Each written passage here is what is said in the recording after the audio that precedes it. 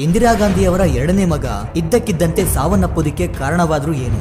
ದೇಶದ ಬಗ್ಗೆ ಅದೆಷ್ಟು ಕನಸನ್ನ ಹೊತ್ತಿದ್ದಂತ ಸಂಜಯ್ ಗಾಂಧಿ ದಿಢೀರನೆ ಕಣ್ಮರಿಯಾಗಿದ್ದು ಹೇಗೆ? ರಾಜಕೀಯದಲ್ಲಿ ತುಂಬಾ ಹೆಸರು ಮಾಡ್ತಿದ್ದಂತ ಸಂಜಯ್ ಗಾಂಧಿಯನ್ನ ಯಾರಾದ್ರೂ ಬೇಕಂತನೇ ಪ್ಲಾನ್ ಮಾಡಿ ಸಾಯಿಸಿದ್ರ? ಸಂಜಯ್ ಗಾಂಧಿಯ ಸತ್ತು ಬಿದ್ದಿರುವಂತ ದೇಹವನ್ನ ಕಂಡಂತ ಇಂದಿರಾ ಗಾಂಧಿಯವರು ಏನ್ ಮಾಡಿದ್ರು ಗೊತ್ತಾ?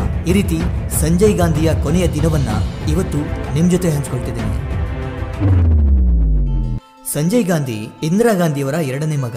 ಎಲ್ಲರೂ ಬೆಳಗ್ಗೆ ಎದ್ದು ವಾಕಿಂಗು ಜಾಗಿಂಗು ಅಂತ ಹೋದ್ರೆ ಸಂಜಯ್ ಗಾಂಧಿ ಪಕ್ಕದಲ್ಲೇ ಇದ್ದಂತ ದೆಹಲಿಯ ಏರ್ಪೋರ್ಟ್ಗೆ ಹೋಗಿ ಫ್ಲೈಟ್ ಅನ್ನ ತಗೊಂಡು ಗಾಳಿಯಲ್ಲಿ ಫ್ಲೈಟ್ ಅನ್ನ ಇವರೇ ಓಡಿಸ್ತಾ ಗಿರಕಿಯನ್ನ ಹೊಡೆಯೋದು, ಸರ್ಕಸ್ ಮಾಡೋದು ಮಾಡ್ತಾ ಇದ್ರು. ಅದೇ ರೀತಿ ಅವರ ಕೊನೆಯ ದಿನ ಹತ್ತಿರ ಬಂದಿತ್ತು. 23 ಜೂನ್ 1980 ಇಂದಿರಾ ಗಾಂಧಿಯವರ ಮನೆಯಿಂದ ಮಗ ಸಂಜಯ್ ಗಾಂಧಿ ಬೆಳಗ್ಗೆ 7:30 ಸಮಯಕ್ಕೆ ತಮ್ಮ ಕಾರನ್ನ ಹತ್ತಿ ಹೊರಗಡೆ ಹೊರಟಿದ್ರು. ಎಂದಿನಂತೆ ಅವರು ದೆಹಲಿಯ ಏರ್ಪೋರ್ಟ್ಗೆ ಪ್ರಯಾಣ ಬೆಳೆಸಿದ್ರು. ಯಾಕಂದ್ರೆ ಅವತ್ತು ದೆಹಲಿಯ ಫ್ಲೈಯಿಂಗ್ ಕ್ಲಬ್ಗೆ ಪಿಟ್ಸ್ S2A ಅನ್ನುವಂತ ಹೊಸದಾಗಿ ಒಂದು ವಿಮಾನ ಬಂದಿತ್ತು. ಆ ವಿಮಾನ ತುಂಬಾ ಅಂದವಾಗಿ ಕಡಿಮೆ ತೂಕವನ್ನ ಹೊಂದಿದ್ರಿಂದ ಆಕಾಶದಲ್ಲಿ ಹಾರಾಡೋಕೆ, ಹೇಗ್ ಬೇಕೋ ಹಾಗೆ ಓಡಿಸೋಕೆ, ಸ್ಟಂಟ್ ಗಳನ್ನ ಮಾಡೋಕೆ ಹೇಳಿ ಮಾಡಿಸಿದ ಹಾಗೆ ಆ ವಿಮಾನ ಇತ್ತು. ಹೀಗಾಗಿ ವಿಮಾನವನ್ನ ಓಡಿಸೋ ಹುಚ್ಚು ಸಂಜಯ್ ಗಾಂಧಿಯಲ್ಲಿ ಹೆಚ್ಚಾಗಿದ್ರಿಂದ ಅಷ್ಟು ಸುಂದರವಾಗಿರುವಂತ ವಿಮಾನವನ್ನ ಓಡಿಸ್ಬೇಕು ಅನ್ನೋ ಕುತೂಹಲ ಅವತ್ತು ಅವ್ರಿಗೆ ಜಾಸ್ತಿನೇ ಇತ್ತು. ಆದ್ರಿಂದ ಏರ್ಪೋರ್ಟ್ ನ ಕಡೆಗೆ ಸಂಜಯ್ ಗಾಂಧಿ ಕಾರ್ನಲ್ಲಿ ವೇಗವಾಗಿನೇ ಹೋಗ್ತಿದ್ರು. ಸುಭಾಷ್ ಎಂಬ ಕ್ಯಾಪ್ಟನ್ ಒಬ್ರು ಏರ್ಪೋರ್ಟ್ ನಲ್ಲಿ ಸಂಜಯ್ ಗಾಂಧಿ ಬರುವುದನ್ನೇ ಕಾಯ್ತಾ ಇದ್ರು.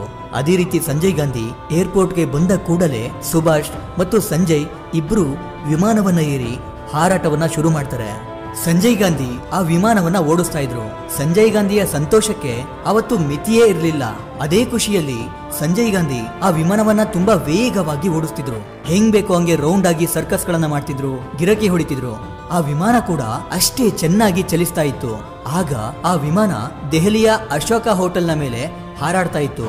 ಆಕಾಶದಲ್ಲಿ ಆ ವಿಮಾನದಿಂದ ಸರ್ಕಸ್ ಗಳನ್ನ ಮಾಡ್ತಿದ್ದಂತ ಸಂಜಯ್ ಗಾಂಧಿಗೆ ಒಂದು ದೊಡ್ಡ ಆಪತ್ತು ಎದುರಾಗಿತ್ತು. ತುಂಬಾ ಚೆನ್ನಾಗಿ ಹಾರಾಡ್ತಿದ್ದ ವಿಮಾನ ಇದ್ದಕ್ಕಿದ್ದಂತೆ ಕೆಟ್ಟು ಹೋಯಿತು. ವಿಮಾನದ ಇಂಜಿನ್ ಆಫ್ ಆಯಿತು. ತುಂಬಾ ವೇಗದಲ್ಲಿ ಹಾರಾಡ್ತಿದ್ದ ವಿಮಾನ ನಿಯಂತ್ರಣ ತಪ್ಪಿ ಅದೇ ವೇಗದಲ್ಲಿ ನೆಲಕ್ಕೆ ಬಂದು ಅಪ್ಪಳಿಸಿತ್ತು. ಆಗ ಫೈರ್ ಇಂಜಿನ್, ಪೊಲೀಸರು ಎಲ್ಲರೂ ಕೆಲವೇ ನಿಮಿಷಗಳಲ್ಲಿ ಆ ಸ್ಥಳಕ್ಕೆ ಬಂದಿದ್ರು.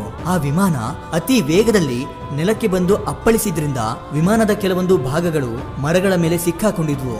ಅದೇ ರೀತಿ ಸಂಜಯ್ ಗಾಂಧಿ ಮತ್ತೊಬ್ಬ ವ್ಯಕ್ತಿಯ ದೇಹ ಕೂಡ ಮರಗಳ ಮೇಲೆ ಇತ್ತು. ಅವರಿಬ್ರು ಕೂಡ ಸ್ಥಳದಲ್ಲೇ ಸಾವನ್ನಪ್ಪಿದ್ರು. ಆದ್ರಿಂದ ಅವರ ದೇಹವನ್ನ ನಿಧಾನವಾಗಿ ಮರಗಳಿಂದ ಕೆಳಗಿಳಿಸಲಾಯಿತು. ಈ ವಿಷಯ ಇಂದಿರಾ ಗಾಂಧಿಯವರ ಕಿವಿಗೆ ಬೀಳುತ್ತೆ. ತನ್ನ ಪ್ರೀತಿಯ ಮಗ ಸಾವನ್ನಪ್ಪಿರುವಂತ ವಿಷಯವನ್ನ ಕೇಳಿ ಆ ಸ್ಥಳಕ್ಕೆ ಬಂದು ಕಾರಿಂದ ಇಳಿದಂತ ಇಂದಿರಾ ಗಾಂಧಿ ತನ್ನ ಮಗ ಸಾವನ್ನಪ್ಪಿ ಮಲಗಿರುವುದನ್ನ ಕಂಡು ಓಡೋಡಿ ಬರ್ತಾರೆ. ಸುತ್ತಲೂ ಜನಗಳು ಇಂದಿರಾ ಗಾಂಧಿಯನ್ನ ನೋಡ್ತಿದ್ರು. ಅದನ್ನ ಗಮನಿಸಿದ ಇಂದಿರಾ ಗಾಂಧಿ ತಾನು ಕೇವಲ ಒಬ್ಬಳು ತಾಯಿ ಮಾತ್ರ ಅಲ್ಲ, ನಾನು ಈ ದೇಶದ ಪ್ರಧಾನಿ ಕೂಡ ಹೌದು. ಹಾಗಾಗಿ ನಾನು ಜನಗಳಿಗೆ ದುರ್ಬಲಳಾಗಿ ಕಾಣಿಸ್ಕೊಳ್ಬಾರ್ದು ಅಂತ ಅನ್ಕೊಂಡು ತನ್ನ ನೋವನ್ನ ತಡ್ಕೊಂಡು ಮಗ ಮಲಗಿರುವ ಕಡೆಗೆ ಮೆಲ್ಲಗೆನೆ ಹೆಜ್ಜೆ ಹಾಕ್ತಾರೆ. ಆದ್ರೆ ಮಗನ ಮುಖವನ್ನ ನೋಡಿದಂತ ಇಂದಿರಾ ಗಾಂಧಿಗೆ ತನ್ನ ಅಳುವನ್ನ, ತನ್ನ ನೋವನ್ನ ಮರೆಮಾಚೋಕೆ ಆಗ್ಲಿಲ್ಲ. ಮಗನ ದೇಹವನ್ನ ತಬ್ಬಿ ತುಂಬಾ ನೋವಿನಿಂದ ಬಿಕ್ಕಿ ಬಿಕ್ಕಿ ಅಳೋಕೆ ಶುರು ಮಾಡ್ತಾರೆ. ಅದೇ ಮೊಟ್ಟ ಮೊದಲ ಬಾರಿಗೆ ಇಂದಿರಾ ಗಾಂಧಿಯವರ ತುಂಬಾ ನೋವಿನಿಂದ ಇರುವಂತ ಮುಖವನ್ನ ಜನಗಳು ನೋಡಿದ್ದು. ಆ ಅಪಘಾತದಲ್ಲಿ ಸಂಜಯ್ ಗಾಂಧಿಯ ದೇಹ ಛಿದ್ರವಾಗಿದ್ರಿಂದ ಆ ದೇಹವನ್ನ ಸರಿಪಡಿಸೋಕೆ ವೈದ್ಯರಿಗೆ 4 ಗಂಟೆ ಸಮಯ ಹಿಡಿದಿತ್ತಂತೆ. ಸಂಜಯ್ ಗಾಂಧಿ ಸಾವನ್ನಪ್ಪಿದ್ಮೇಲೆ ಅವರ ದೇಹವನ್ನ 2 ದಿನ ಹಾಗೆ ಇಟ್ಟಿದ್ರು. ಯಾಕಂದ್ರೆ ಸಂಜಯ್ ಗಾಂಧಿಯ ಅಣ್ಣ ರಾಜೀವ್ ಗಾಂಧಿ ಬರ್ಬೇಕಾಗಿತ್ತು. ಇಂಡಿಯನ್ ಏರ್ಲೈನ್ಸ್ ನ ಪೈಲಟ್ ಆಗಿದ್ದಂತ ರಾಜೀವ್ ಗಾಂಧಿ ಇಟಲಿಯಲ್ಲಿ ತನ್ನ ಪತ್ನಿ ಮತ್ತು ಮಕ್ಕಳೊಂದಿಗೆ ರಜಾ ದಿನಗಳನ್ನ ಕಳೀತಾ ಇದ್ರು. ಹೀಗಾಗಿ ರಾಜೀವ್ ಗಾಂಧಿ ತನ್ನ ತಮ್ಮನ ಅಂತ್ಯ ಸಂಸ್ಕಾರಕ್ಕೆ ಬರ್ತಾರೆ. ಕೊನೆಗೂ 2 ದಿನಗಳ ನಂತರ ಸಂಜಯ್ ಗಾಂಧಿಯ ಅಂತ್ಯ ಸಂಸ್ಕಾರವನ್ನ ಮಾಡಿ ಮುಗಿಸ್ತಾರೆ. ಆಗ ಸಂಜಯ್ ಗಾಂಧಿಯವರ ಸಾವನ್ನಪ್ಪೋದ್ರ ಹಿಂದೆ ಇಂದಿರಾ ಗಾಂಧಿಯವರ ಕೈವಾಡ ಇದೆ ಅನ್ನುವಂತ ಕೆಲವೊಂದು ಸುದ್ದಿಗಳು ಹರಿದಾಡೋಕೆ ಶುರುವಾಗುತ್ತವೆ. ಆ ರೀತಿ ಅನುಮಾನಗಳು ಬರೋದಕ್ಕೆ ಕಾರಣ ಏನಂದ್ರೆ ಸಂಜಯ್ ಗಾಂಧಿ ಬದುಕಿದ್ದಾಗ್ಲೇ ಇಂದಿರಾ ಗಾಂಧಿ ಮತ್ತು ಮೇನಕಾ ಗಾಂಧಿ ನಡುವೆ ಒಡನಾಟ ಕಡಿಮೆ ಆಗಿತ್ತಂತೆ. ಇಲ್ಲಿ ಮೇನಕಾ ಗಾಂಧಿ ಅಂದ್ರೆ ಬೇರೆ ಯಾರು ಅಲ್ಲ, ಅವರು ಸಂಜಯ್ ಗಾಂಧಿಯ ಪತ್ನಿ. ಹೀಗಾಗಿ ಅತ್ತೆ ಸೊಸೆಯ ನಡುವೆ ಸಂಬಂಧ ಅನ್ನೋದು ಅಷ್ಟು ಚೆನ್ನಾಗಿರ್ಲಿಲ್ಲ ಅಂತ ಹೇಳಲಾಗುತ್ತೆ. ಮೇನಕಾ ಗಾಂಧಿಯವರು ತಮ್ಮ ಯಾವುದೇ ಅಭಿಪ್ರಾಯಗಳನ್ನ ನೇರವಾಗಿ ಹೇಳುವಂತವರಾಗಿದ್ರಂತೆ.